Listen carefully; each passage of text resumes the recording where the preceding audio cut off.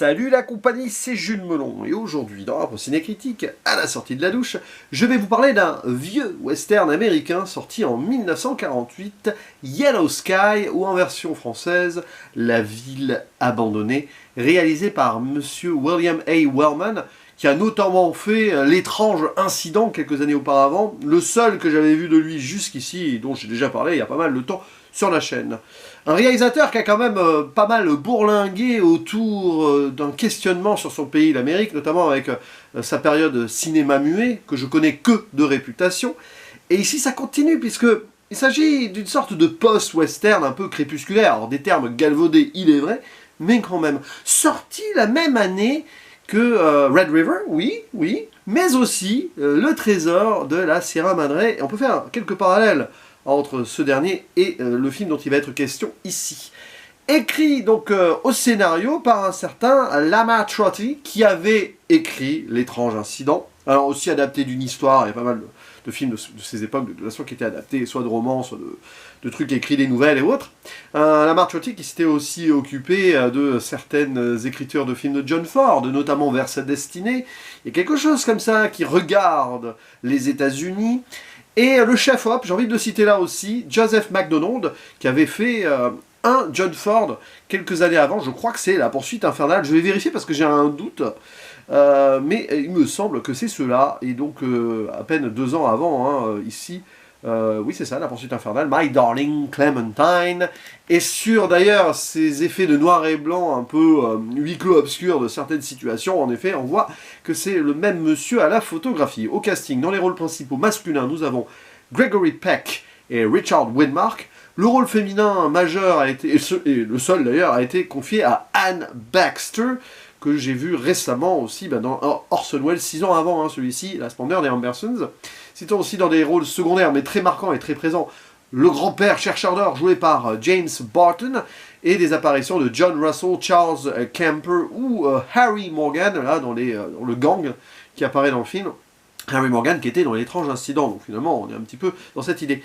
Aussi au casting, le Chief Yo Lashley, qui était un des rares acteurs natifs de l'époque, et qui était dans Red River aussi. Alors on le voit plus dans Red River il me semble, mais là il fait vraiment une petite apparition. Oui, parce que ça questionne aussi la place, ou la présence, ou plutôt l'absence par la présence, mais quand même la présence, je reviendrai peut-être sur ce point, de certains premiers peuples, ici les Apaches, qui sont plus mentionnés que vus, mais quand même.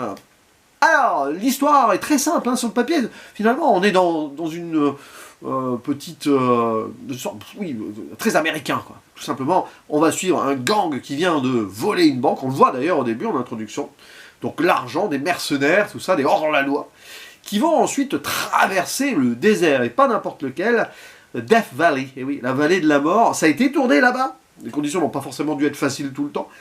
Et alors que tout le monde a soif, faim, les chevaux sont en train de crever, c'est très compliqué, ils vont voir non pas un mirage, mais vraiment une vraie ville au loin, un petit village, enfin, un truc qui s'avère être abandonné, une ville abandonnée donc, le titre français, une ville fantôme, où résident quand même encore 2 personnes, une femme qui défend le lieu avec son fusil, et son grand-père, et on comprend que celui-ci a été chercheur d'or et qui reste là.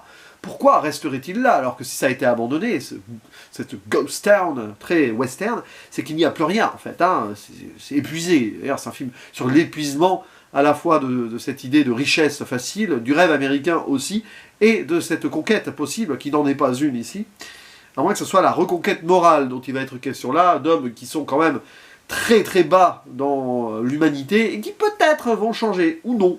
En tout cas, il y a celui joué par Gregory Peck, le fameux Stretch, qui montre quand même les crocs très vite, puisqu'il va être intéressé par l'argent, certes. Alors ça, c'est plus son camarade Dude, là, sorte de gars qui a un gambler, il aime beaucoup l'argent déjà, il joue, c'est lui qui veut vraiment le pognon, mais Stretch aussi. Mais il va avoir un autre intérêt, c'est cette femme qui est surnommée Mike, en VO, donc déjà elle est masculinisée aussi par sa présence, par le fait qu'elle tienne une arme, et que, voilà, mais... peut-être une romance va naître, sauf qu'avant, il va quand même y avoir un viol, disons-le, une agression, et il est à 2 doigts d'y laisser la peau, parce qu'elle va pas se laisser faire, mais finalement, bizarrement, elle lui laisse la vie sauve, et derrière, il va y avoir toute une histoire, et comme d'habitude avec Wellman, enfin, comme un peu dans L'étrange incident, nous avons ici un groupe qui va commencer à se déliter hein, ce groupe américain. Alors ici, c'est un petit peu différent quand même de Oxbow Incident, dans le sens où ce sont des hors-la-loi, hein, c'est l'Amérique vraiment de la lie, mais quand même, entre eux, ils ne peuvent même pas s'entendre, malgré les générations, etc. Et il va y avoir une rivalité entre Stretch, Gregory Peck, et le dude Richard Widmark pour cet or. Voilà, parce qu'il pourrait y avoir de l'or, de l'argent quand même, qui reste. Ça reste comme ces gens qui restent. Partager ou non avec le grand-père et sa petite-fille, tout prendre, évidemment, ils ne vont pas être d'accord et ça va créer une forme de duel, oui. On est quand même dans une sorte de code de western avec le désert, l'endroit, la mine et la ville abandonnée, la ville fantôme, et une sorte de duel, mais ce n'est pas dans un climax attendu non plus. C'est pour ça que je parle de post-western et western crépusculaire, et c'était déjà un peu donc le cas à la fin des années 40. Parce que pour beaucoup, oui, voilà, l'âge d'or du western, ça serait quoi les films de John Ford, oui, antérieur ou postérieur, Rio Bravo, d'accord. Mais il y avait déjà aussi une autre lecture plus sombre de ce style, déjà au cinéma, et surtout, suite à la Seconde Guerre mondiale. Alors, Oxbow Incident, il a été fait pendant. C'est intéressant ça d'ailleurs. Là, on voit cette idée, c'est que, bon, la même année, il y a Red River. Red River, il est peut-être plus classique sur le papier, mais il y a quand même quelque chose de sombre sous-jacent. Le trésor de la Sierra Madre avec l'appât du gain, etc. Je l'ai déjà vu le film, mais j'en ai pas parlé. Hein. Et celui-ci, où on voit quand même le côté obscur, si vous voulez, de ce qui a été, quelque part, la construction du mythe, c'est-à-dire la frontière, hein, destinée manifeste, aller vers l'ouest pour conquérir des territoires qui ne sont pas les siens, l'Amérique, les États-Unis, donc à peine créés, déjà colonisateurs, pour un pays qui se dit n'avoir jamais colonisé dans le monde, bah, c'est faux, là, puisque c'est assez originel dans la création même de cet État, et de nos jours, hein, on y revient. Et ça, je vous renvoie à l'actualité.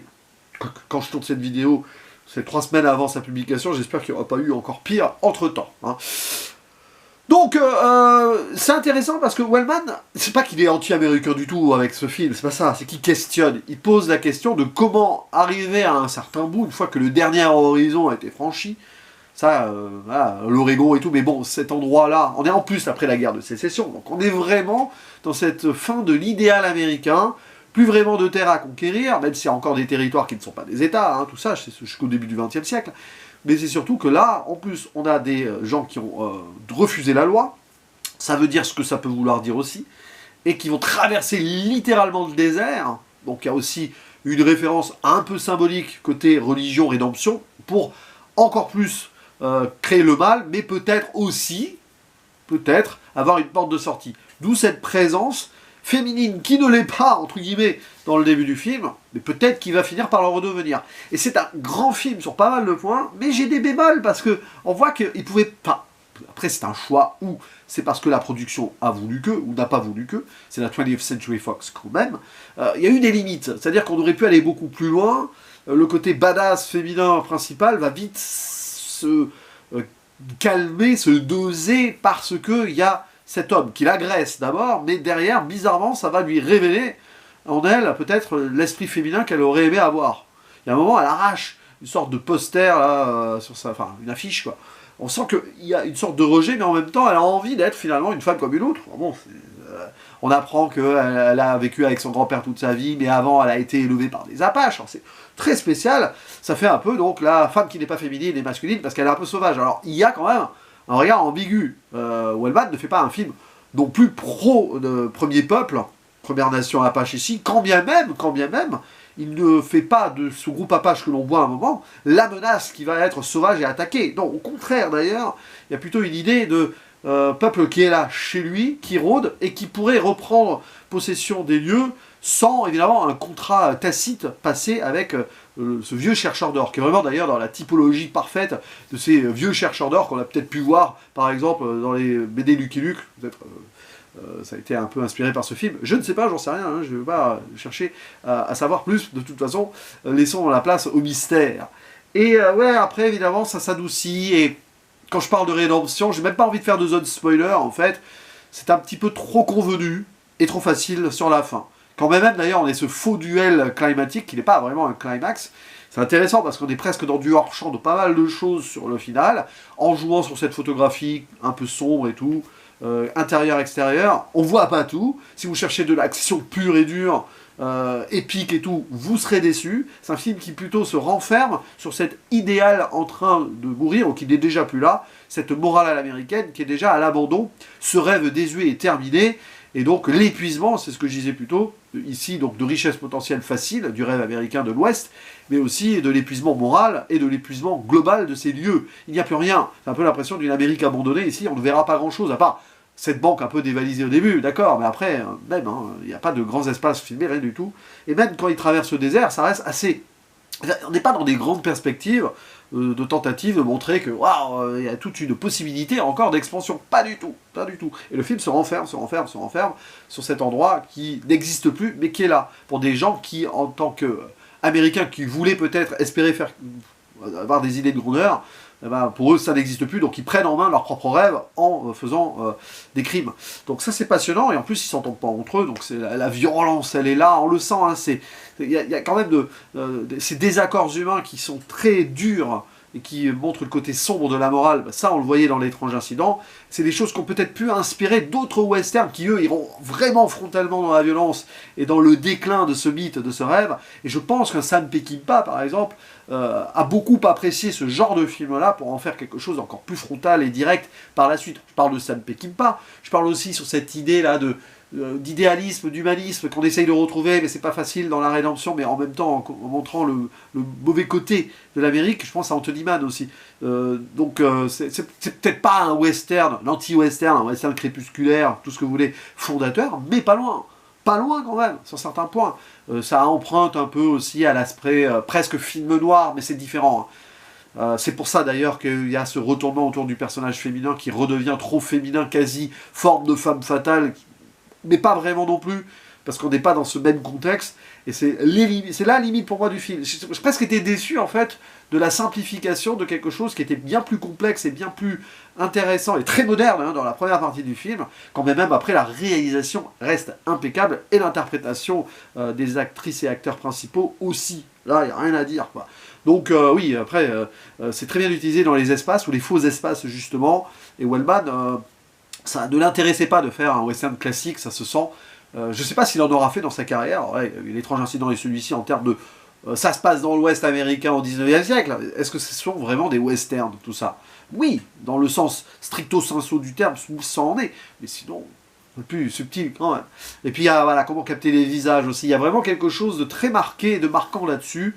Et donc tous ces grands westerns après des années 60, je pense, prennent appui un petit peu plus ou moins directement et consciemment, hein, ça je ne sais pas, sur ce genre de film-là, déjà donc, à la fin des années 40, où l'Amérique, de toute façon, commençait à être désabusée. Après la Seconde Guerre mondiale, oui, certes, peut-être, il y a eu de la richesse récupérée, mais il y a eu aussi ce grand conflit qui a fait mal, là. Et puis derrière, plus rien ne sera jamais comme avant. On peut dire qu'il y a aussi la Grande Dépression avant. Enfin, il y a plein de petits trucs qui font que, hein, l'Amérique, attention, le rêve américain, il était autre. Cette idée aussi du capitalisme, donc de l'argent à tout crin, là, déjà, dérober les banques, l'or, bah, tout était déjà là, hein, de toute façon, d'une certaine façon.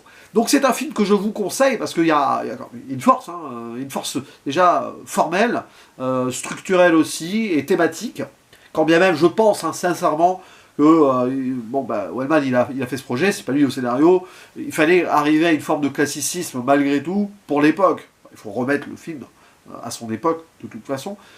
C'est peut-être moins pessimiste, d'ailleurs, dans cette idée-là, que le trésor de la Sierra Madre, qui va beaucoup plus loin. Mais John Huston, il allait peut-être déjà beaucoup plus loin. Mais en tout cas, là, on y est quand même, hein, dans un film qui marque, et qui se fait remarquer, et qui remarque aussi les choses de son pays, et de comment celui-ci s'est construit, ou déconstruit, déjà, après la guerre de sécession, ici ça se passe, et il sort après la Seconde Guerre mondiale. Donc, de toute façon, le conflit déjà présent, qui rejaillit sur l'humain, et donc sur le côté plus sombre, d'un genre qui commence à vouloir devenir plus sombre aussi. N'hésitez pas à dire en commentaire ce que vous pensez de ce film. Alors, figurez-vous qu'il est disponible sur YouTube, alors malheureusement qu'en VO, hein, avec des sous-titres anglais. Hein. Enfin, si vous désactivez ça, c'est les sous-titres anglais. Donc si jamais vous avez une maîtrise de la langue anglophone sans avoir besoin de sous-titres, vous pouvez le voir facilement. Mais en tout cas, je vous invite à commentaire ici, à réagir sur ce film, ou la carrière globale, hein, si vous voulez, de Monsieur Wellman, en vous disant à la prochaine. Ciao.